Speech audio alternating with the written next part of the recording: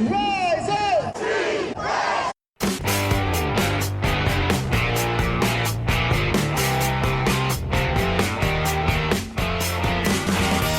This is the Rise Up See Red podcast, all about the Arizona Cardinals and the NFL, featuring insider and outsider perspectives. Enjoy the best hour of Cardinals talk on the web.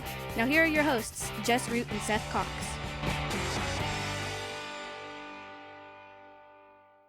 Hello, Arizona Cardinals fans, and welcome to the latest edition of the Rise Up See Red podcast. I'm your host, Jess Root from CardsWire.com, the Arizona Cardinals site from the USA Today NFL Wire. And on the line with me on the recording on a Tuesday night is Seth Cox from RevengeOfTheBirds.com, the Arizona Cardinals site from SB Nation. He is also one of the hosts of the original Draft Breakdown podcast, co-host with Justin Higdon, who was on our show just a few episodes ago, and we hope can be back again as we will be talking about the Combine, but the Combine is not this week. This is our free agent preview, as episode 349, and we're going to talk free agency, but before we talk free agency, what a day this Tuesday, as there was news galore. Before we hit the free agency stuff with the Cardinals, we can't delay talking about the Seattle Seahawks trading Russell Wilson to the Denver Broncos. And this coming, hours, maybe 2 hours after the news. It was maybe an hour and a half, not even 2 hours after news broke that Aaron Rodgers had agreed to a 4-year deal to return to the Green Bay Packers.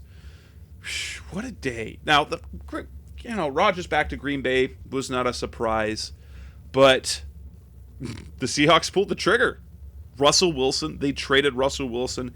They got a package of 5 draft picks and 3 players, for a first this year and next year, a couple of seconds, and a 5th-round pick.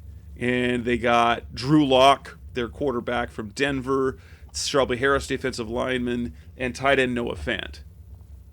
First of all, what were you shocked that it happened so fast? And 2, what was your initial reaction when the news came down? I wasn't shocked that it happened so fast. We've been hearing rumors that this was going to happen. I was just, I guess shocked that it happened so fast after Aaron Rodgers kind of agreed to extend his contract with the Green Bay Packers, but hasn't formally signed yet. Is that the best way to put it? Yeah, now? They agreed to terms, and it's funny because Aaron Rodgers loves to mince words. Loves it. The reporters out there saying he signed. No, actually, the big reporters, the national guys, Ian Rappaport, Adam Schefter, didn't say he signed. They said he agreed to terms on a 4-year, $200 million deal. I'm like, he didn't sign it. We know you're not in Green Bay. It's fine. But you're gonna sign that deal. You agreed to it. Yeah, and so that's he's gonna sign the richest contract in NFL history.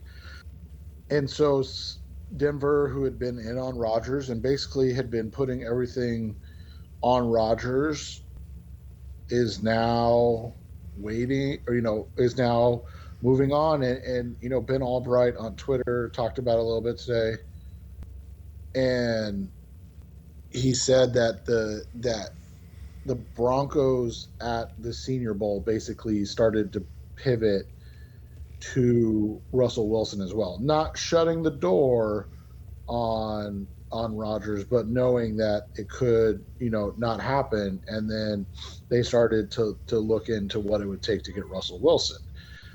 And I guess it's just shocking only in the sense because Pete Carroll's still there.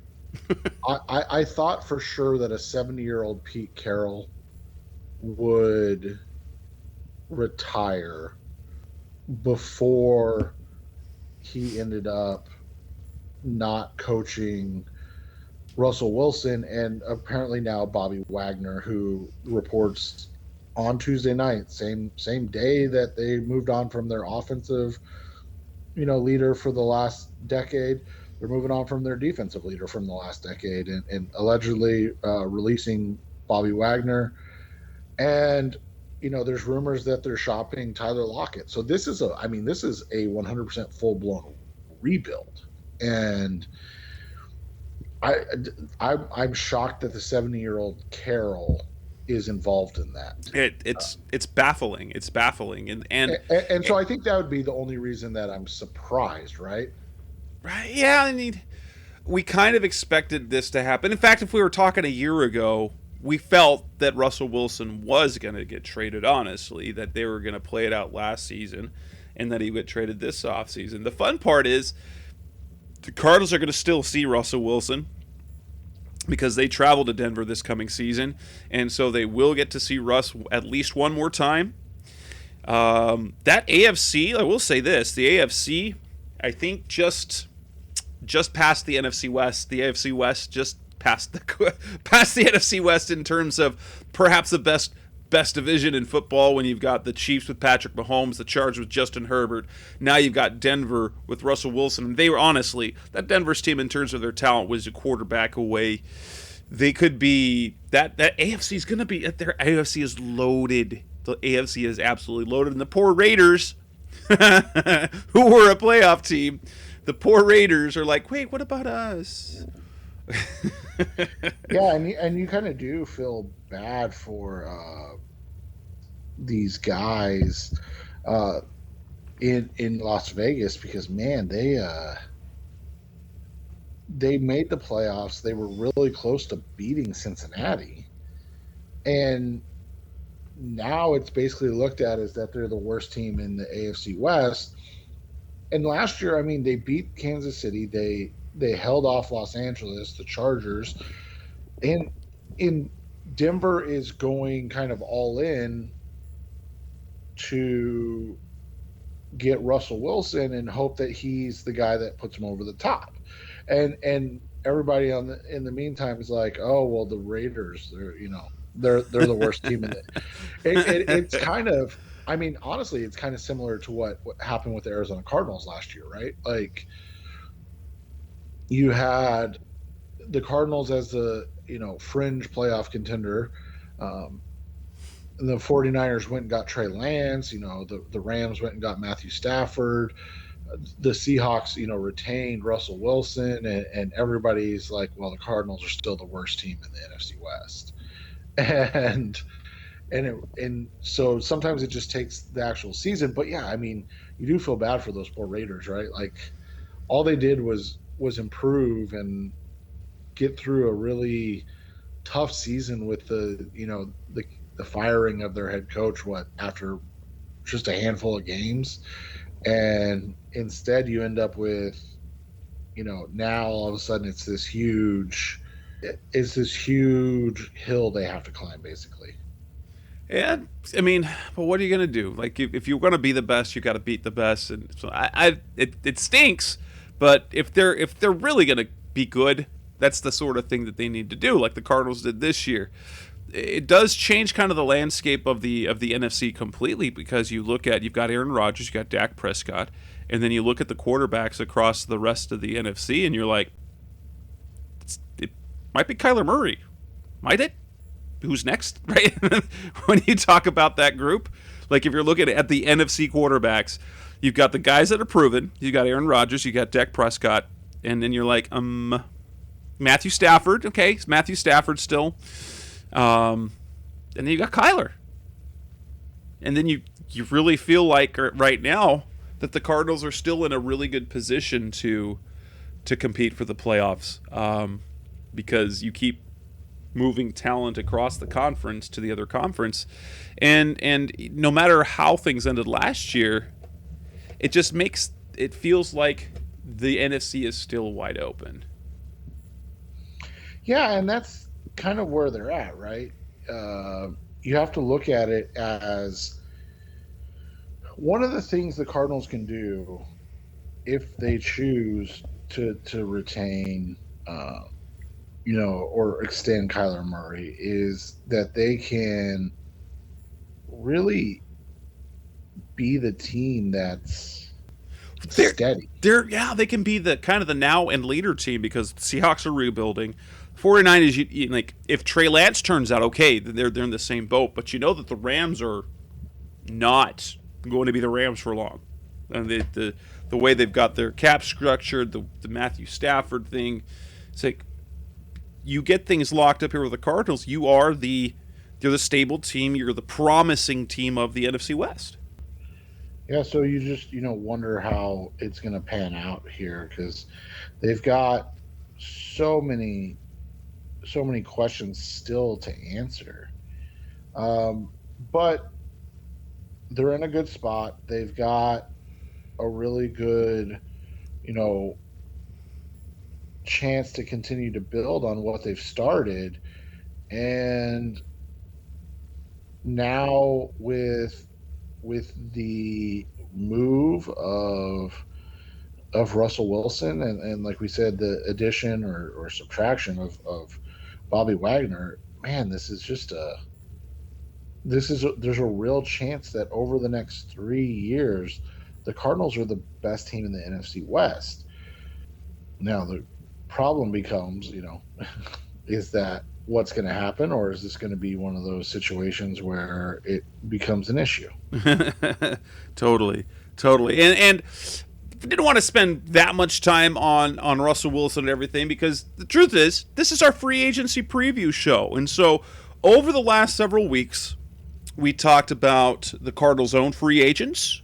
We started things talking about what were the needs at each position. So we kind of looked at this offseason, where did they need to address, in like what types of roles of players that they need to address this offseason at each position. We looked at cost-cutting moves that the Cardinals could do to save some cap space, which they're going to need to do, frankly, with the cap situation. And we went over each of the free agents on their own team, whom we think they should bring back or not. And now we will actually look at the entire free agency. We're going to focus on each of the main position areas of need and kind of talk about maybe big ticket guys like the Cardinals, the guys, whether we think that they will bring one of the players back, maybe higher profile names in free agency at those positions, and as well some lower key guys to look out for that we think fit what the Cardinals do. So coming on next on the Rise of C-Red podcast, the best of our Cardinals talk on the web, we will look at specifically at backup quarterback and the options at running back. What could the Cardinals do there? That's coming next on Rise Up C-Red. We're back on the Rise Up C-Red podcast, the best of our Cardinals talk on the web. We're going to talk about two positions first. We know Kyler Murray, drama aside, we will run with the assumption that Kyler Murray will be the starting quarterback moving forward. And honestly, I think the contract extension will happen, whether it's in March or April or July or August. It'll get done. They extended the coach and GM. That's going to happen. So there we go. But at backup quarterback, we've got Colt McCoy, who is going to be a free agent. Let's kind of talk about that. Do you think Colt is the guy ultimately they bring back? Does he want to come back, and will they bring him back? Yeah, I would assume he's in their plans. I would assume. I hope he does, because I think he's proven that he is a good game manager that can get them through a game or a stretch of games if needed. And so for that reason, I hope he's back. I think that's ultimately what they will end up doing. And the terms of the type of backup that the Cardinals really kind of want for Kyler is someone that can sort of, and Steve Keim said this, I believe it was at the Combine, and it was perhaps kind of confirming some of the things that were said about Kyler, that he could use someone to help about being a pro and studying film, and Colt really is good about that. Other names on the list that I think qualify, but are highly less likely. I mean, a guy like Blaine Gabbert would also fit that bill. I think he's guaranteed to be back with the Buccaneers because why would he ruin a why would he ruin a big or a good thing? People like to make fun of Andy Dalton, and he's still a fringe guy that you can have start, but I think he also fits that mold. Tyrod Taylor as well, but honestly, the truth is, I don't know if there is a better option as a guy who can come in and play at a starter level and be the sort of rock that Kyler that might need as the backup and help for Cliff Kingsbury than Colt McCoy. Honestly, he's kind of the perfect fit. Right, and I think that's kind of the best way to describe it. He's the perfect fit for this team. He's the perfect fit to be the backup and kind of the veteran in the room, because much to the chagrin of a large section of this fan base, one of the things Kyler is not is a guy that's, a vocal leader. And Colt has enough cachet and respect in the room, in the league, to be vocal. Who could be a voice to Kyler's example, and right, sort of that. Right, exactly. And he's a guy that can be a leader and, things of that nature. Running back, that's a really interesting position because, they'd really, like, Cliff Kingsbury would love to bring back both players, both James Conner and Chase Edmonds. We've sort of discussed this before. I would think if I were to prioritize one or the other, I think I would do James Conner. But don't you think that of the two, don't you think that Conner's the more likely one to get a more lucrative deal elsewhere? Yeah, I would say so. I mean, I think some of the big issues you've got going into this season or into this free agency is obviously the cap space. But when you look at a guy like Conner, that's, I would say, realistically who they'd like back. But at the same time, they have to be smart about their situation. And so, a guy like Conner is probably, and I'm just pulling it up right here, I think he's projected to get about $6 million. It was on Spot Track. It was 2 years, 12 million, basically 11.9 million. Yeah. So I mean, when you look at it, would you really? I mean, yes, you'd love to have him back. I don't think either of us would disagree with that. But at that market value, if that's what he gets, around 12 million, that it's probably going to be heavily backloaded. And so you're looking at probably, I would guess, like 3 this year and 9 next year, or maybe 4 and 8, right? When you talk about cap hit type of thing. And we know how the Cardinals do it. So if they gave him a 2-year, $12 million deal, it'd probably be, $3 million in cap hit this year, $4 million next year, and then some five, and then some dead money on the back end. $5 million on the back end of dead money. That's I mean, like it or not, that's typically how they do it. And so, when you look at it from that instance, yeah, I would love that, but they've got to be smart about it and where they go. The question is, is there somebody else in free agency? And especially for the type, so if you want to go with someone bigger who can do the short yardage things, what they really liked about them, I mean, you could lean. About, like, you could. Okay. I mean, Jonathan Ward. He could fill that role potentially, but here's a name, and his he might get more. It probably is going to get more attention than than we initially did, and that's Sony Michel. I think he's a really good fit because he did the same thing for the Rams last year. Like if they were able to re-sign Chase Edmonds, because there are some analytics. If you follow Kyle Odegaard, used to be with the Cardinals and now writes for Compare.bet, but he's really heavy in the analytics, and you look at some of the playmaking ability that Edmonds has. If you have Chase Edmonds or a like player, I think Sony Michel gives you that strong inside running type thing that Connor did as well. You know, he's 27 years old. He got paid $2.5 million almost last year. It's going to be interesting. Let me take a look at what the market value for Michel comes out to, and it comes out to $5 million. So it's a little less than Connor. So you could get kind of the same type of role for a little less cheddar. I wouldn't mind him. What about a Melvin Gordon who's still young at running back wise, 29, and is projected about $5.5 million? Yeah, that's another good one. That is, especially because he has and he has the size and he has a pedigree, so he has he could be the guy.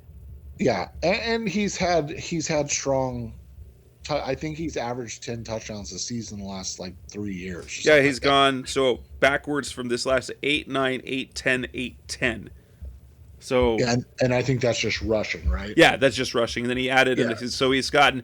So if we look at career, he's got 14 receiving touchdowns, 50. So he's got 67 rushing. He's got 67 total touchdowns in 1, 2, 3, 4, 5, 6, 7 seasons, and one of those seasons he didn't score. So he's averaging over 10 touchdowns a year over the last 6 seasons. So he's going to be productive in the red zone. Yeah, Melvin Gordon's interesting. I like Sony Michel as well.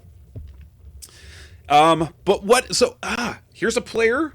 I know he hasn't done anything except the end of last season, but the upside, if you can stay healthy, Rashad Penny would be a low-key. I think what Rashad Penny could be is your James Conner-like signing. I saw somebody compare, obviously not stylistically, but compare him, Penny, to Thomas Jones. And so for longtime Cardinals fans Jess and I, we remember Thomas Jones all too well, right? Yes. First round running back that they had to have. They needed that alpha running back, and he just flopped in Arizona, and then he went elsewhere and became almost got ran out of Chicago and then emerged. Yeah, and so to that point, if you get, and obviously Penny had that incredible end to the season. And so when you watch it, do you bring him on? I would wonder how much money it would cost. Because like you said, would anybody give him a 2-year deal? Yeah, that's the thing. I could see Rashad Penny being a James Conner type deal where you get him a year for $2 million. Former first-round pick. If you guys have been following the show, the two of us actually absolutely loved Rashad Penny coming out of college when he played for San Diego State. Then if you watched, now we were a little shocked in the first round, but we loved we were worried about him going to Seattle. Yeah. That didn't end up happening, but I kind of like him. But that's also. But I don't want I want him as the other back and still kind of going with that role. Obviously, if you get a guy like Melvin Gordon, you can probably let both Connor and Edmonds go, and then bring in someone. Either let Eno Benjamin kind of develop into that role, or bring in another type of running back, a complementary back without the same upside as Edmonds. What about I know we'll get to it, but I feel like if you brought in um, if you brought in, let's say, a Melvin Gordon, or I'll throw another name, a Leonard Fournette.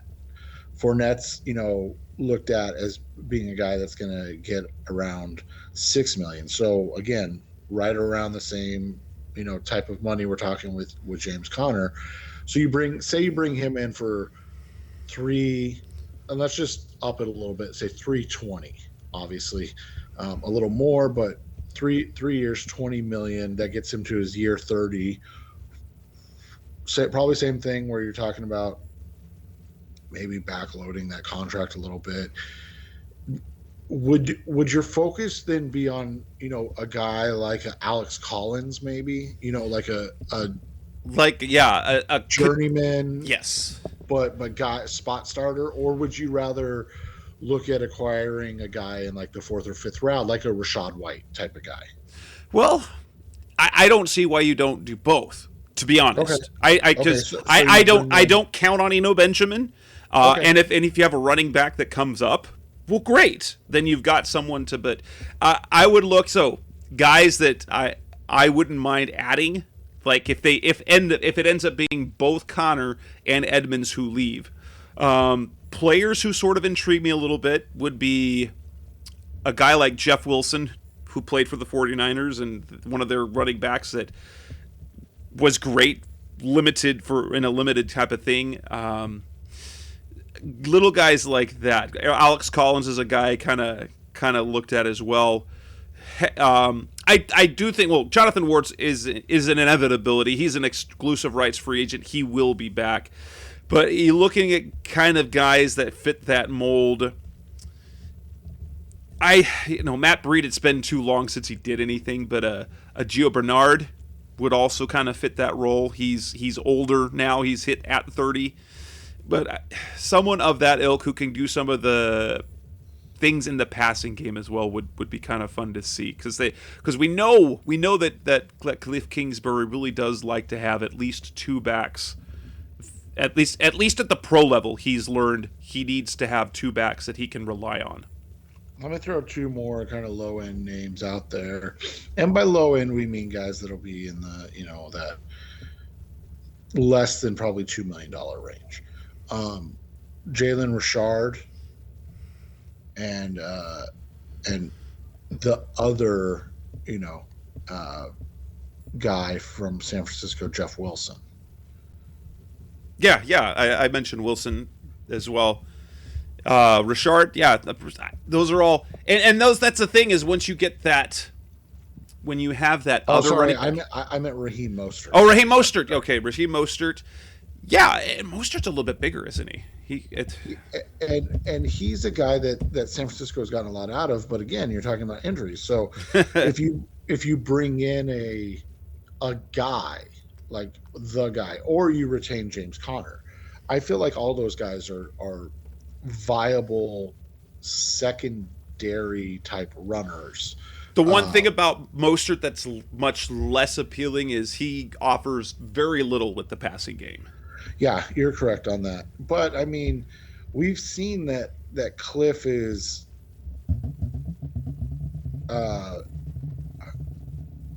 that he's not afraid to kind of make it obvious what he's going to do, right? You get what I'm saying?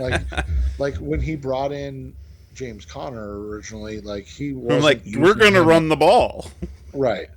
And so that's what you wonder if a guy like that would fit. And you're right, absolutely. Like, it's not a strong part of his game, but when you look at it from the perspective of what they need, maybe as the primary backup, using that term loosely, but primary backup, maybe he's the type of guy that that could make sense. Absolutely. All names to kind of look forward to. Coming next on the Rise Up Sea Red podcast, the best of Cardinals talk on the web. Let's come back and talk about a couple positions. The rest of the offense. We'll talk receiver, tight end, and maybe a little bit at guard. That's coming next at Rise Up Sea Red. We're back on the Rise Up Secret podcast, the best hour of Cardinals talk on the web. The wide receiver position is one of the areas where they will get the most discussion out of the Cardinals fans. One, because it appears that they're going to have to completely revamp their receiving room. As AJ Green, I think Cliff wouldn't mind having him back, but I don't know if he's going to be a priority. And kind of interesting is the fact that the type of deal that he's projected to get, like his projected market value is way higher than I would have ever guessed. Though granted, he had over 800 yards. So honestly, it's not much more than he made last year. Like he had a base, I think, of $6 million, and I think he ended up getting about $8 million after incentives. But a 4-year, $28 million deal for a guy his age, I'm like, he's 33 years. He's going to be 34 this year. And do you think someone's going to give him a 4-year deal? Well, and let me ask you this. So we're recording Tuesday, March 8th. And it was announced today that, and this got lost in the entireness of today. It was announced that the Los Angeles Chargers paid wide receiver Mike Williams $20 million a year. 4-year, it was $360 or $480. $360, I think. $360. And I think it was $40 guaranteed. Maybe that's where I got the 4 from. That's crazy. But come on, receivers are going crazy. So that's the thing is, are fans ready for that? So there's one name that I've kind of like superstarred in this whole situation, and he's the guy I would pony up for. And when I say pony up, I mean he's a guy that I think you could go get at a good mark, and I think he would absolutely knock out of the park what this team needs. And that's and he's a young guy as well, and that's DJ Chark. Yes. Coming off of because he's got the speed and the length. Yep, and he's coming off a major injury. But you look at it as a second-year player in Jacksonville, he had 73 receptions for over 1,000 yards and 8 touchdowns. Even in 2020, playing for that Jags team that basically had Jess and I at quarterback, he still had similar production to what we saw from AJ Green, 53 receptions, just 706 yards. So, not quite the 800-plus yards that Green had, but he had 5 touchdowns still. Remember, that Jags team averaged 19 points a game. So 5 touchdowns was a small miracle for that team. I'm going to look right now. Their touchdown leader was James Robinson, who had 10 total touchdowns. And then everybody else basically on the roster had 5 or less. So, like, I think he's a guy that can play, man. Obviously, the medical check is the big thing for him, but here's the kicker. He's projected, and obviously this is market value, and we'll see what it really ends up as, but he is projected by Spot Track to get almost the same amount of money as Christian Kirk. And he plays, obviously, a completely different role, and he would answer the question to the problem the Cardinals have with that big X receiver, or excuse me, the big Z receiver in this offense. Well, and what I like about him is not only the length, but the guy can run, and so he kind of gives you both options with that, because he's got some speed. He's like, when he came in the league, that's what he was known. He's a burner, and you've got length to boot, and which makes a really nice complement to DeAndre Hopkins on the other side, and it presumably is going to be Rondale Moore on the inside, and so you've got the greatness over here of DeAndre Hopkins, who kind of does everything. You add length and speed on the outside with Chark, and Rondale Moore on the inside, who has embarrassing like embarrassing elusiveness and speed. We have to remember what happened to that. Almost every single time he touched the ball early in the season, he embarrassed somebody. And I think we're going to see him get back to that this next season. And so and then if you add on top of that, even if so, Antoine Wesley is your fourth receiver, or if they go tight end, and if they don't do as nearly as much 10 personnel, you got Wesley as this backup who can play X and Z, and he's an okay, but he's nothing more than your fourth receiver. Another guy that I think low-key is also would be a nice fit. Doesn't give you quite the length, but I think would be very good as a number 2. And he's still young at 25 years old, is Juju Smith-Schuster. I think he would be a very, very productive player in this system, playing opposite Hopkins, kind of like the role that he had when Antonio Brown was still there. And he did, like, when he became the guy, he wasn't nearly the guy that he should have been. But I think he makes a nice fit. He's not super long. He can move. He's 6'1", but he can play outside. And that, I think that also gives you a nice fit there as well. A player that I would love as well, but he's apparently one of the priorities of the Cowboys. I think Cedric Wilson would be really, really good in that role as well. But with the reports that Amari Cooper is probably going to be cut, out. Cedric Wilson becomes that guy. Though let's say this: would you try and go get an Amari Cooper or say an Allen Robinson? Depending on how that goes, I kind of proposed it when Alex Sutton, he wrote a piece for Cards Wire for me, and the deal that I kind of structured it as was a 3-year, $45 million deal where he would get $20 million in cash this year, but he would only have an $8 million cap hit. He still gets the $20 million he was going to get this year, although the next 2 years go down a little bit. But I mean, if you're trying to kind of go in all in this year, if you can't get it, or if Chark's medicals don't check out, wouldn't it be really fun to have Hopkins and Cooper? Yeah, Amari would be a great addition. I think, and like you said, he would fit what they need.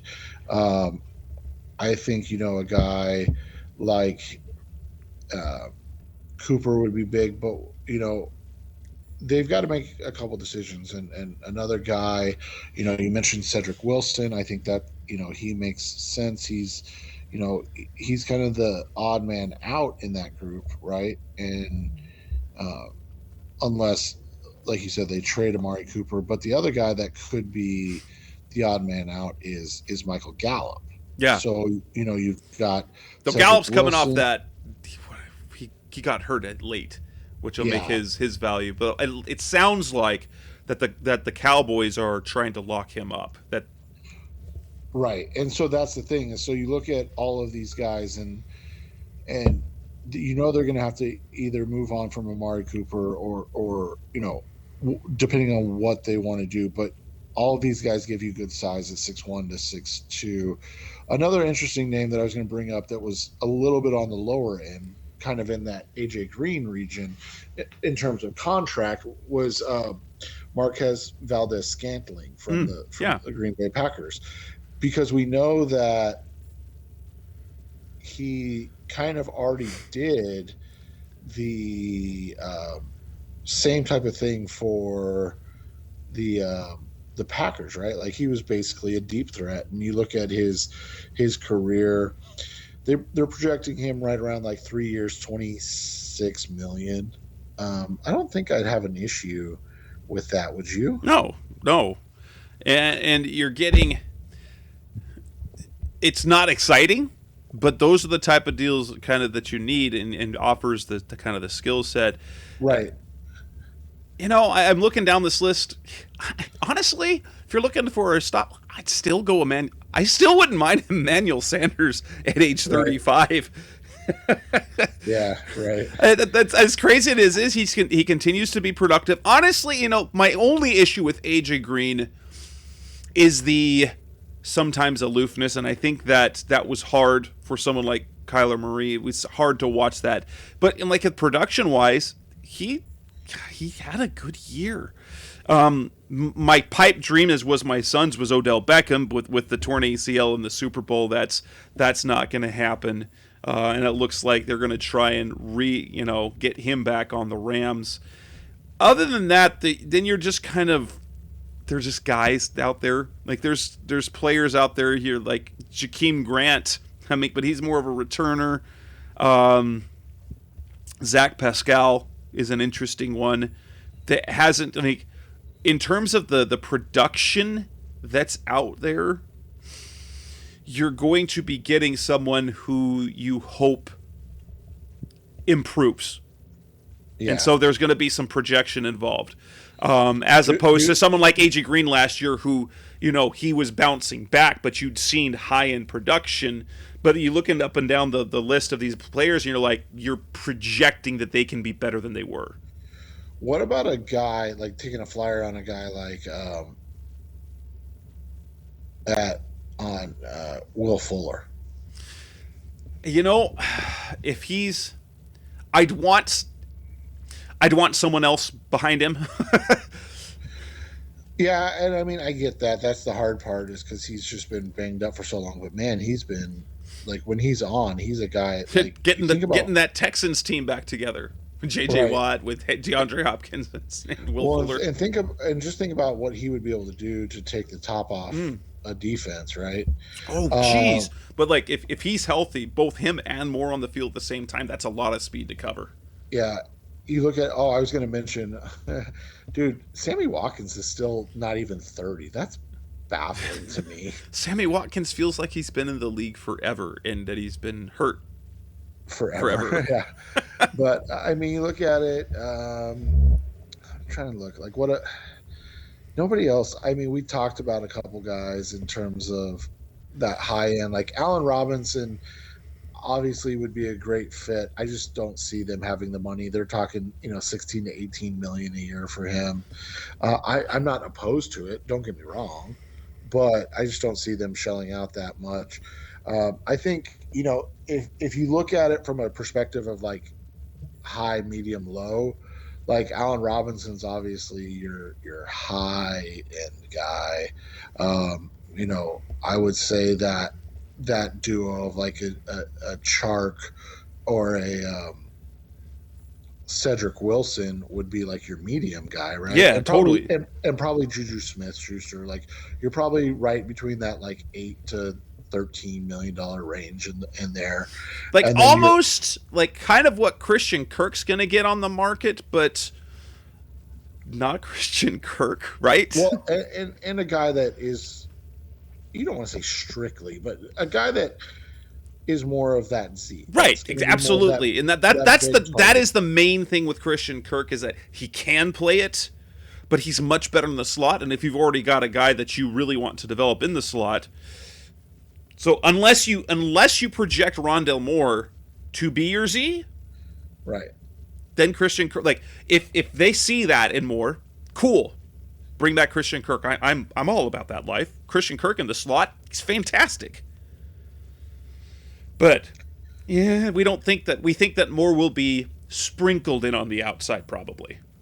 Right. And so that's, I think those are your scenarios where you look at, and then you got, kind of your, like we said, low end guys, like a Will Fuller or a Deshaun Jackson, right? You bring in veteran speed, guys that, or injury guys that need to be, that'll come in on a 1 year prove it type of deal. So I think that's what you look at for the wide receiver class, so to speak, because that's the other thing we have to remember, is that the depth and strength of this draft might be in the wide receivers on day 2. Yeah.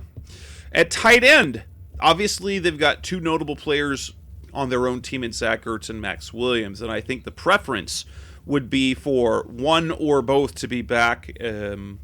I think numbers-wise, if we're looking at what's projected, it's going to be one or the other. And while Max Williams might be the more complete player, it's hard to bring him back knowing the history that he has with durability, and especially the production that Zach Ertz had in 11 games and the rapport that he has with Kyler Murray.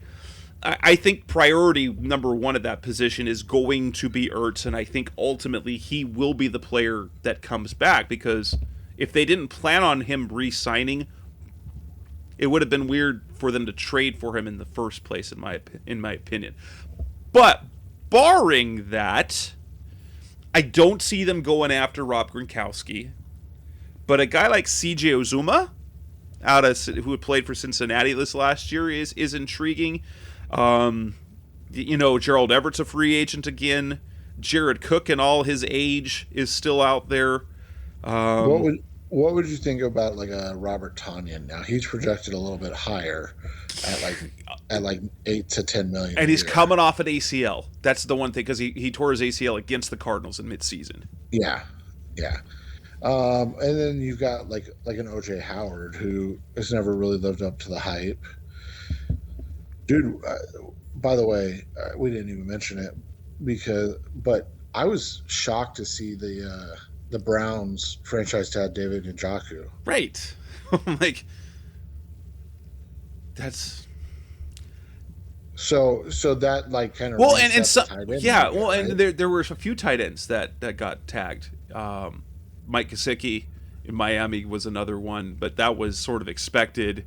But yeah, you've got some names out there. I think Zach Ertz becomes priority number one, Max Williams 2, and then after that there's options. But and I think with what you want is then to go maybe Max Williams kind of expectations, and then kind of specialize between the all-around and blocking type guys. OJ Howard would be an interesting one, because we know but in fact OJ Howard and both Gerald Everett would be very intriguing to me, both of them. Well, like, I think you could bring in a Max Williams and an OJ Howard, right? Yeah, or you could probably. You could probably bring in a Zach Ertz and an OJ Howard. Heck, I mean, but when you look at it, like you said, a couple of things stand out. One, these like higher end tight ends are old. Yeah, Ertz is 31, Gronkowski's 32, Jared Cook is going to be 35. So you're getting the very back end, and even like a CJ Uzomah is going to be he's going to be 30 this year. Yeah, I mean, Eric Ebron's going to be 29 this year. Like, Hayden Hurst is going to be 29 this year. So Max Williams is going to be 28, but he has the body of a 42-year-old. Even Robert Tonyan is going to be 28, right? Yeah, he is. So it's just kind of crazy to think that there's, maybe a guy like OJ Howard is your best bet, right? A 27-year-old, get him on a 1 year, $2 to $3 million type of deal, and then bring back Ertz for a year as well. Yep. And on top of that, because what we talked about is that they need all the tight ends. You could still draft a guy. There's right, some good. There's some real specialists. Like, if you remember listening to the show, is that this is a good tight end class for specialization. Right, and so you can get an all-around guy like a Trey McBride in round 2, or Jeremy Rucker in round 3, or you go to round 4, or I guess they don't have a 4th round pick, but you go to day 3, and there are some guys that just fit what they need, and so all of that, I think, makes a huge difference. But you need, like Jess said, all of the tight ends. So where are you going with it? How are you doing it? And how are you getting it there? And that's, that's what matters. And they need to probably sign 2 and draft 1. So Yeah, it makes that we go to guard. The guard is an interesting one because we feel that both tackle positions are solid and the center position is set. We just don't know what exactly the plan is at guard because we feel they're probably going to cut Justin Pugh, which means we think that they're going to try and significantly upgrade or try to bring in someone at one of the 2 positions, while the other there might be competition because I think they like Justin Murray enough, and I think they're kind of counting on Josh Jones to be better this year. And so if they end up cutting Pugh, I think the left guard spot is going to be the one where it's either going to be Pugh or they're going to try and upgrade. And then the right guard position will be sort of the who plays out where they bring in, it'll be a battle between Murray and Jones, and maybe they bring in a fringe or older type starter who's been a starter but might not be a starter anymore. Kind of like the Brian Winters move last year was kind of the plan. They wanted him to start, but then he didn't end up starting and didn't end up on the team. What a weird thing I wish that we knew more about. But I'm getting that vibe. So if they move on from Pugh, how splashy do you think they get? Do they go for a Laken Tomlinson? Do they try and go for Brandon Scherf? Do they go with a Norwell? I know that a guy that was when he signed with the Jaguars originally, that was kind of the target that I remember we had as a potential guy that the Cardinals could get and that's when wasn't that when Pugh? Wasn't that the Pugh year? yeah, I believe so. And I think Pugh ended up actually being better. So yeah. Now I want to ask because I just want to make sure it was Ali Marpet that retired, right? Yes. Okay. So I don't know if I don't think Alex Kappa is going to hit the market. Probably not, right? Because they got to bring him back in Tampa. You would assume at this point. Yeah, you'd figure. No, it was Marpet that retired. Okay. Yeah. So I mean, you figure that a Kappa is going to go back, but he'd be a great fit. 27 going on 28, probably going to get a 5-year, $50 million type deal. Connor Williams is another young guy. He's the big fish in this pond. Looking at probably 12 to 14 million a year. The name I really like that I would be all on board for 4 years, 30 million type of money would be a James Daniels, right? The guard from the Chicago Bears. He's been a solid pro in the NFL. I think he's a good fit in the offense. I think he's a good fit with what they're trying to do and keeping, the cost down, but improvement up. I think he'd be a nice fit. And then what about a guy like Austin Corbett, right? Absolutely. From the Rams, and you strengthen your team and weaken the other team. He's at about that $9 million range. So again, you're talking about if you want to go up the ladder, to a Brandon Scherf, like you said, who's the top, he and Connor Williams are the top guys. Now, the thing with Scherf is, and people forget this, he's old. He's going to be 31 this year. So even though he's a 2015 guy and he's going to go into his 8th year, he was a redshirt senior, I believe, when he was drafted. So he's, an older guy. You mentioned Norwell. He's 30. Tomlinson's 30. These dudes are, again, we're talking about it. These guys are old. But if you look at some of the free agent and trade acquisitions, if you look at championship teams, is that is how the largest number of their starting offensive linemen are being acquired rather than necessarily developing them. Yep. They acquire them because that's what their quarterback needs. Yeah, I don't, depending on what's out there, I mean, I wouldn't mind a Laken Tomlinson, Connor Williams. Connor Williams, who got a really bad rap in Dallas.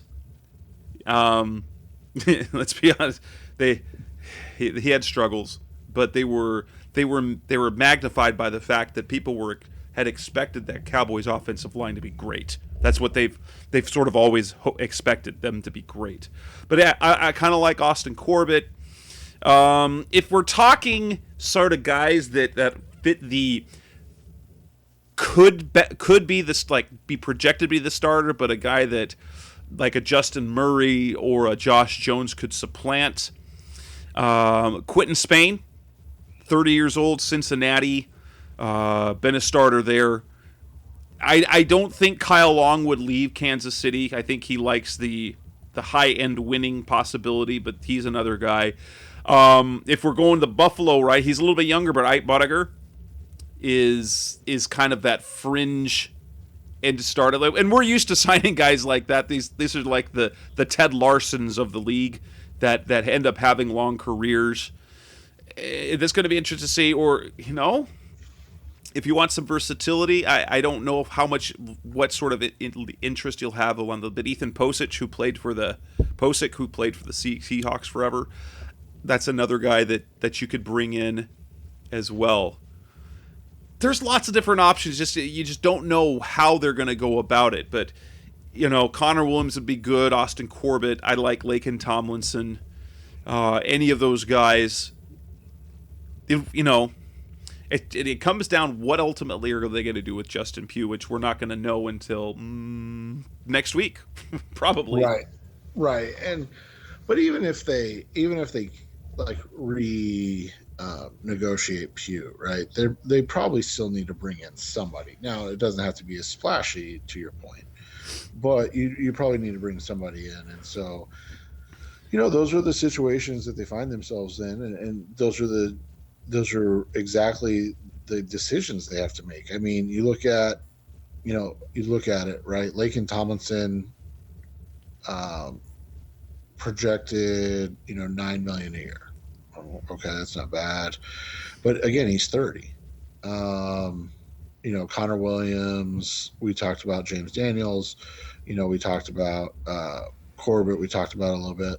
Like Andrew Norwell hasn't been terrible, but he's not that big of an upgrade, right? And I think he's the same age, if not a little older. What about a guy like Trey Turner? Wouldn't be against it. I kind of feel that what they need at guard is stable, and I think more than anything is what we've experienced with the Cardinals the last year is they need continuity or stability, whether that is, so they need somehow for their line to stay healthy, which is impossible to project as an offensive line. Because as that season wore on, as that depth was tested, and early on in the season, the depth was good, but it just, as that depth kept getting tested and playing over the course of the year, the play just degraded. And down to the end where you're like, what the frick? This offensive line used to be good. Right, exactly. So, yeah, it's going to be interesting to see how this unfolds. But they've got some options, which is nice, right? Like, that's one of the things that we talked about is that they've got choices. So, if you go into this with and you end up with cutting Pugh and signing a James Daniels, I think you're in a good spot. Yeah.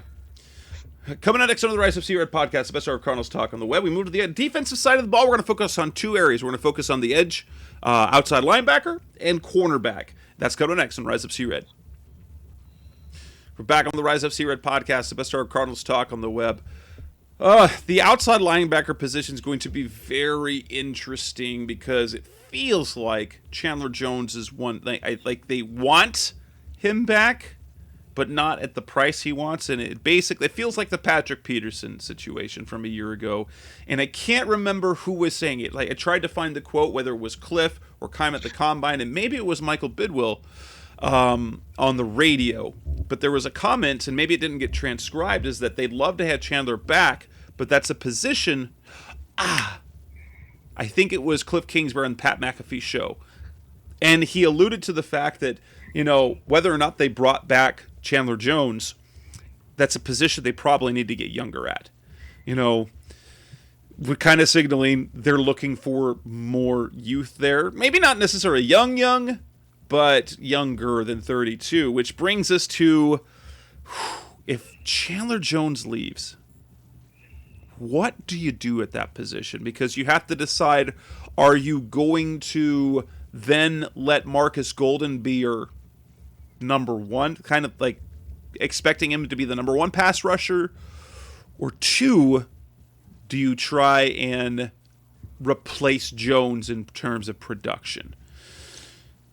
Which is the big question. And then there's some names out there, obviously. Harold, unfortunately, a name that I would have loved to see the Cardinals land would have been Harold Landry, but he just re-upped with the Titans, 5 years, $87.5 million. Very similar to the deal that Chandler Jones got 5 years ago. Cardinals fans remember Hassan Reddick. That's going to be that's. We've talked about Hassan before. I would be all over that if it doesn't go too long, simply because of the physical limitations that once the quickness dips a little bit, I think his pass rushing ability then becomes greatly diminished. Yeah, and this is a tough, again, when you're talking about different things, you're talking, edge rushers, you've got old guys, you've got young guys, but you've got two guys that are clear at the top, and that's Von Miller and Chandler Jones. Yes. And they're old. Yeah, and they're both. Vaughn's going to be 33 this year. Chandler's just turned 32. So they're old. You've got guys that are fantastic at other things that don't provide the same type of pass rush. I think Hassan is or don't offer the play in the run game. So like Hassan Reddick is fantastic as a blitzing edge rushing type of guy, and you can peel him off and cover too, but his strength isn't he doesn't set the edge well. But then you've got a guy like Jadeveon Clowney who has never really been a true dominant pass rusher, but has been a guy that is amazing against the run. Amazing at the run, and is disruptive in the pass game, but just for some reason just does not have the sack production. Yeah, and you're looking at around the same amount of money for those two. So like, what are you going to pay for? Are you going to pay for sacks, or are you going to pay for a guy that is probably what we would consider a more complete player, but not quite the pass rusher in Clowney? So Clowney's projected to get around 12 to 13. Reddick's projected around 12 to 13 a year. Now, the way that they paid Harold Landry, that might reset that market, right? Because that was a hell of a lot of money for Harold Landry, man. You look at it, you got some interesting names. We know about Randy Gregory, probably just more of, like I talked about, like the pass rushing type of guy. But because of his off the field issues, he's been around since 2015. It's just he hasn't played that much. And so he's probably looking to cash in and get maybe, one big contract, maybe a $12 to $14 million a year contract over, 3 years. I don't know if anybody's going to give him like a 5-year deal because he's going to be 30 this year. But could you get him at, 3 for 40 type of thing? And two, again, baggage. So like, are you comfortable giving him 3 years and $40 million? Charles Harris is a guy that had kind of a breakout year this year. Could you get him on a similar deal to what Hassan Reddick signed last year with the Panthers, right? And get him on a 1-year deal for like $8 to $9 million, while he tries to double up on that, plays as a motivated guy, and then ends up going and getting, a bag the next year when the salary cap goes up even more. So, maybe he's a guy, because he's only going to be 28 this year. So, maybe it's a 1-year, $10 million deal, and then comes back and signs a 3-year, $50 million type of deal, $45 million type of deal. So those are the questions you have to ask. Emmanuel Ogba is intriguing, except Yeah, for he's not a great pass rusher, but he's a really good edge defender. Like he'd be like one step down from Clowney. Similar types in what their strengths are. and Obviously, he's gotten 9 sacks each of the last 2 years, so the sack production went up. However, and this I remember this dating back to the draft. 3, 4, like he might not be as good playing in the Cardinal scheme right. because of the outside linebacker responsibilities that Vance Joseph sometimes has them doing. Right. And let's be honest, I don't know if you can pair him up with Marcus Golden because that's a very unathletic, now hardworking, Yes. but it's a very unathletic group. Um, I so, know he has been disappointing. What about Dante Fowler? yeah, I wouldn't have a problem with bringing a Fowler. Especially when he thrived, it was in a Wade Phillips system. Right. And he's still young-ish, Yeah, right? he's 27. Still, He'll be 28.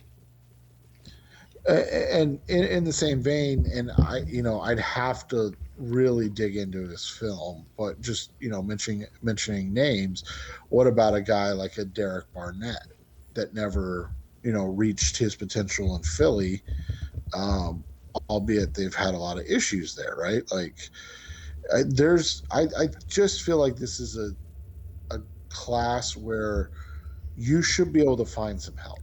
And I think that's one of the things that this team needs more than anything else is some help. Um, and that's what they're going to have to identify and address are guys like that and being able to bring in, like you said, a Dante Fowler. I'm interested to see what Fowler will get paid, man. Like, I don't Can't think be because he got when he signed with the Falcons, it was just 1 year, 15 million. and he underwhelmed, and so literally he's had one good year, and that was with the Rams in 2019.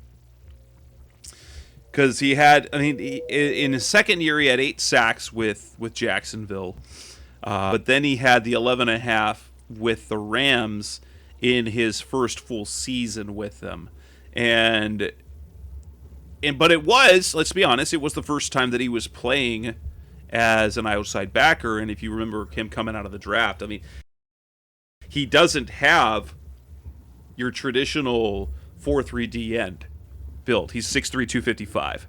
No, not at all. What about a guy that's played, fairly well as a part-time guy, and maybe he gets, that juice and that boost in like a Jacob Martin from Houston.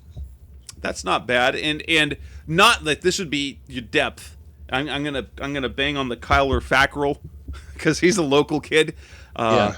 But I think as a third option, instead of having your Dennis Gardick, you have a guy like Kyler Fackrell who's had major production before, good production before, but then becomes your third guy into the rotation that you kind of want to see.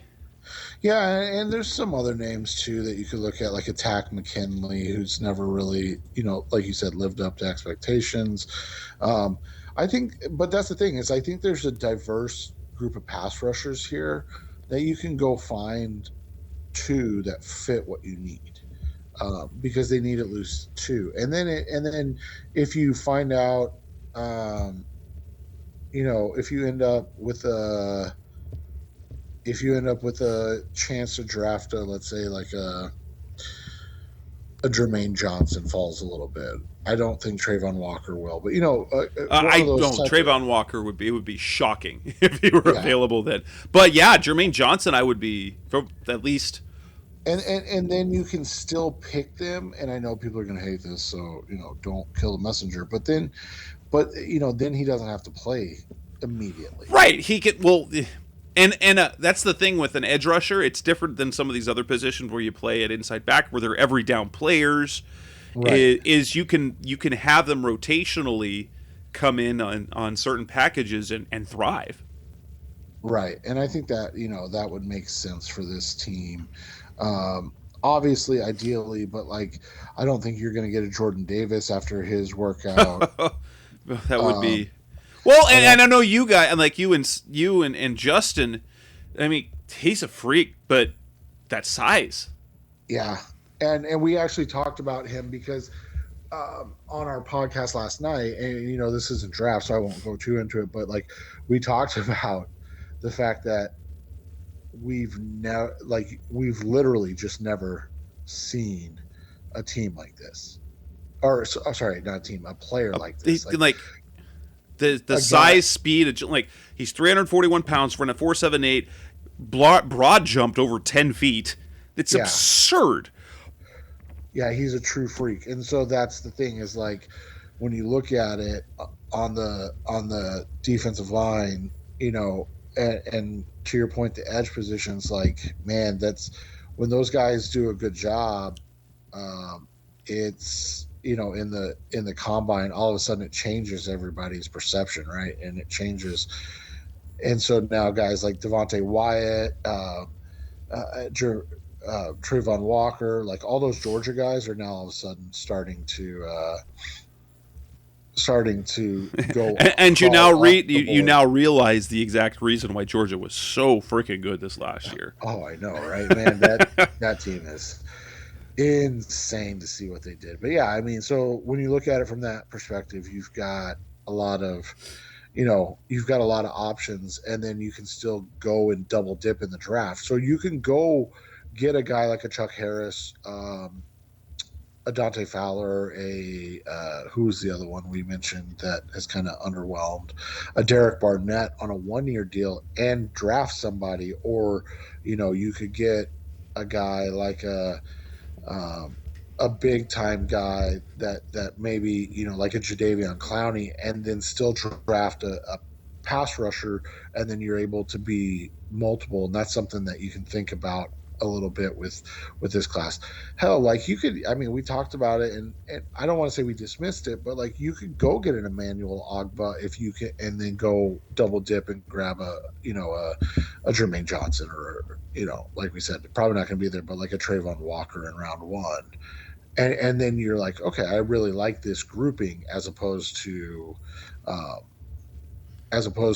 just being like, well, they drafted an edge already, so we don't need to worry about it. It's no, they need to worry about literally everything on the Absolutely. And cornerback position is really intriguing because while there's one name that stands out above all else, being J.C. Jackson, there are a lot of really potentially solid additions you can make depending on how much you want to spend, what you see about Byron Murphy and Marco Wilson next year.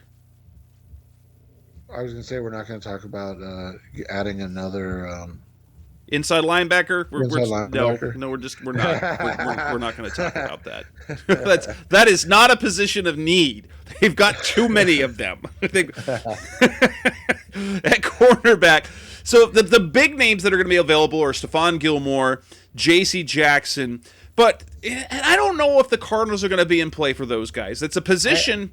I will say, kind of insider talk, inside baseball thing, and obviously their interest is a very loose term. So I want people to understand, but they would like to be able to pursue J.C. Jackson. The problem becomes his market value is between $18 and $21 million.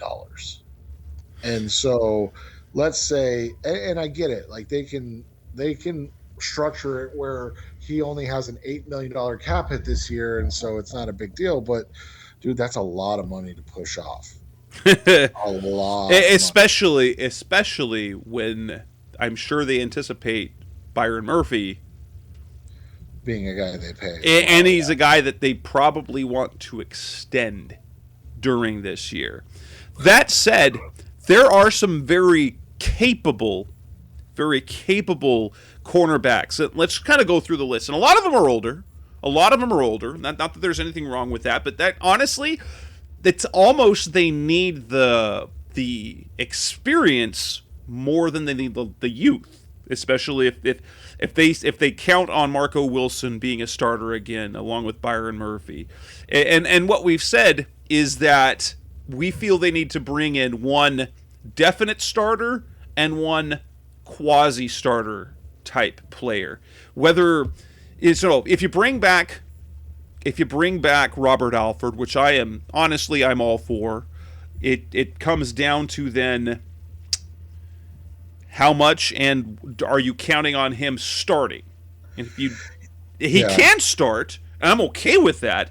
But there's look at some of the names on this list that are very capable players. You've got Joe Hayden, you've got Kyle Fuller, Chris Harris, who is known to Vance Joseph, Justin Verrett. The injuries are something you always worry about. Kevin King. Darius Williams played for the Rams. He's super intriguing to me. He's very versatile. I really, really like him. Travarius Ward. You go down the list some. You can also add names like Eli Apple. He's still only 26 years old, former first-round pick. Hasn't been the lockdown, but has been and was very solid for Cincinnati this last year. There's some names on this list that you could be comfortable with there that aren't, Steven Nelson, who's the name that came up, Desmond King.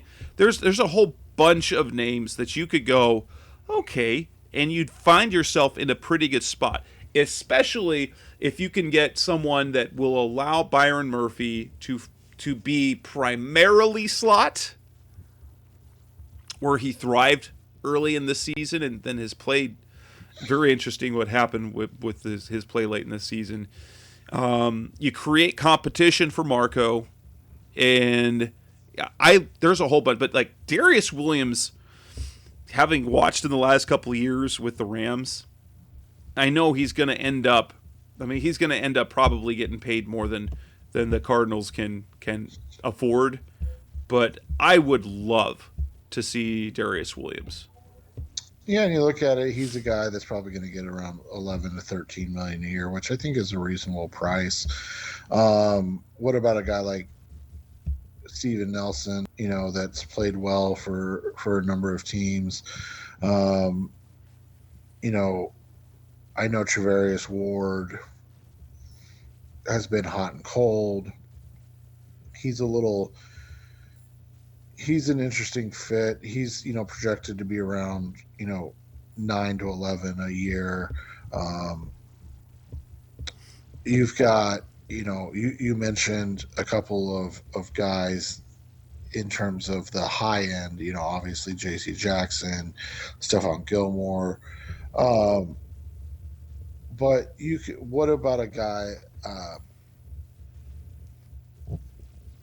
like a Dante Jackson out of Carolina? Now, see, the problem with a lot of these guys, though, man, is I just don't know if they fit into what Vance wants to do. Here's what I'll say. I think if they are going to play man heavy, like we've seen, a guy like an Akilo Witherspoon, who's a big guy, right? Or I'm trying to look through all these names, see if anybody really tickles the fancy here. I remember coming out of the draft that Anthony Everett would be intriguing with his athleticism. Didn't he come out of Alabama a few years ago? Really thrived this year for Baltimore as a starter. Yeah, and his market value is not too bad, in that 12 million range. You look at it, that's the thing, though, man. That's what these guys get paid. So you've got to invest. I assume they're going to try to bring Robert Alford back again, which I think would be a smart choice. Because, again, you can count on him to be a solid depth guy if that's all you need. We see, like, you can't trust him to be a guy as in a every down guy, right? But No, and that's one of the things they made sure is that Wilson was on the field every snap, so that Alford's snaps were were as if he were the nickelback, as in traditionally the nickelback plays in the slot, but no, right. but he played the 50 to anywhere between the 40 to 60% range. Would you pay a guy like that's projected to get 18 to 20 million a year in Carlton Davis? Would you pay him? I mean, he's good. He's very good. He's a good size dude at I think he's what 6'1", yeah, 210. Productive, number one corner on a Super Bowl winning team. And the type of that he'll fit the scheme because he played for Todd Bowles. Right. And so would you, I mean, that's just a lot of cake. It really is. That's the one thing is that are you going to, like, what are you going to prioritize your limited cap space? Are you going to put that on the premium positions? Are you going to try and are you going to try now? You look at what they've gotten. So you've got Byron Murphy, you got Mark Wilson. They could always draft another cornerback, but you still need experience back there because they don't have. I mean, when Byron Murphy's your veteran. Right, exactly. So yeah, I mean, they've got a lot of decisions to make in that sense. I think that this is a good free agency and draft class for their needs. I know that we've talked about, like their main needs, obviously, like running back and wide receiver, tight end, and guard, and then talk about the edge and the corner positions. But like when you look at it, this class either is strong along like the edge and corner position, like in free agency, and the guard position, like we talked about. You've got a lot of options along the defensive line in terms of veterans, but you may not have a ton of like big name or good players in terms of the front defensive line. So yeah, let's come back to that. So coming next to the Rise of Red podcast, the best of our Cardinals talk of the web. Let's talk about those other spots we didn't like. Defensive line players we're not expecting them to do big impact things. We'll talk about those coming next on Rise of Red. We're back on the Rise of Red podcast, the best of our Cardinals talk on the whim. Other areas where they're going to add players, and they're probably all going to be lesser known guys, depth, fringe starter type things. Defensive line is one of those positions. You look at how they have their roster. We figure Jordan Phillips is probably going to be cut, whether it'll probably be a post June 1st so that they can spread that cap, that dead money over for years. But that leaves them. So you've got J.J. Watt and Zach Allen, whom they anticipate will have a big part of the defense. So you've got two guys that you're counting on.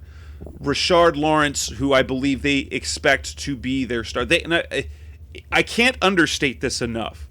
You don't it's a very low key. They really like Rashard Lawrence. Yeah. They really like him, and so I believe they anticipate him as your main nose tackle. That said, I would expect a rotational veteran nose tackle being added in free agency. Yeah, and you look at it, they're probably not going to be able to bring back like a Calais Campbell, right? But there's some other names. Like, what about a big man like Akeem Hicks? Linval Joseph. Yeah, that's free agent, Linval. An interesting name that I'm going to let Jess try and pronounce is the Fedikosti from the New York Jets. He is a prototype kind of run defending nose tackle, and I think that would be a guy that really kind of fits what they want to do, and you probably are going to get him for like a 3 to 15 to 20 type of deal. And I mean, we know they need help along the line. A guy like BJ Hill, I believe he was a guy. Where did he go? Yeah, he was an NC State guy. Played for the Giants. I remember when he came out. I remember having discussions about him from the draft. Yeah, and he's a guy that ended up playing in the Super Bowl this year with the Bengals. An interesting one to think about because he's more of a he showed some skills this year in San Fran is like a DJ Jones, right? He's super, he is really intriguing. He really is. And so he's still youngish at 27, so he'll be 28 this year. But like, if you got him for like 3 years, 20 million, again, weakening opponent, strengthening your team, a guy that fits what they need. We talked about it like you mentioned Linval Joseph, but like, what about a younger guy? Not quite the run stopper, so I don't want people to take it that way, but a guy like Sebastian Joseph Day, right? And he play again coming from the Rams, so you're weakening an opponent when you do something like that. He's a guy that I feel like could fit. One guy that really intrigues me because of his size is Tim Settle out of Washington, or the Commanders, or whatever they're called now. He's 6'3". They list him at 328. The problem is he hasn't been a great run defender. And so you wonder if that's, a thing that they wouldn't pursue in that case because they need it, and then the Buffalo Bills have a guy in Harrison Phillips, their big kind of nose tackle guy. And then you could always, Corey Peters will probably remain an option as well. Right. And so, I think you've got a lot of good options this year. And you've got a lot of you can go super high end, or you can bargain shop and find guys that fit. The two guys I would really focus on would be like a DJ Jones, like I said, young, athletic, two-way player, as in a guy that you don't have to take off the field to rush the passer or in rushing situations, because he's shown that he can do it. And then the kid out of the New York Jets, the big man Fatukasi. Yeah, he man, when you talk about improving the run defense, obviously we'd love to grab a guy like Akeem Hicks, right? Like, that would be great, or bring back a Calais Campbell. But those are older guys that, again, they fit for the 1 year, but we need to look at this as like a 2 to 3 year thing now, where you're trying to build, and then you can replace those guys with draft picks. Like, that needs to be kind of the key focus over the next year. Yeah, well, and they also still got Leki Fotu,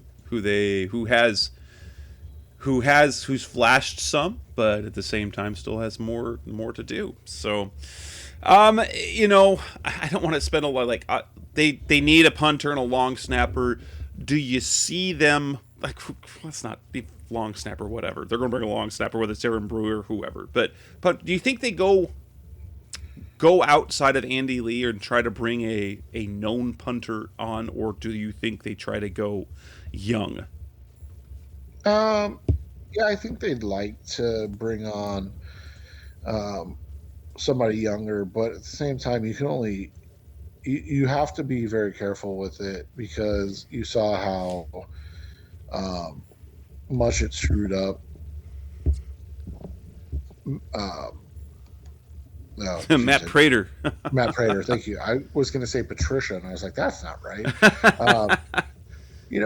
but like you've got some interesting names like Brian Anger punted really well for Dallas this year, and then the Corey Bohorkowitz kid from Green Bay wasn't bad this year. Those guys are interesting, but for the most part, I think you probably bring back Lee unless, and I know this is crazy talk, but like unless you draft like a kid, that San Diego State kid that's that phenom punter coming out and stuff like that. So yeah, and with that, we will end this preview show of free agency, because by the time we do our next show, the negotiation window, so the soft opening or tampering period, the legal tampering period of free agency will have begun. So we'll only have rumors, and we will have some reports, but we won't have anything solid. So next week's show, we will shift back to the draft. We're going to try and get Justin Higdon back on to kind of talk about the combine, since we kind of had to delay it. But who stood out for the combine? We touched a little bit that. What did we learn from that week in Indy? So with that, that's Seth Cox. I'm Jess Root. Thanks for listening as always, and we'll be back again next week.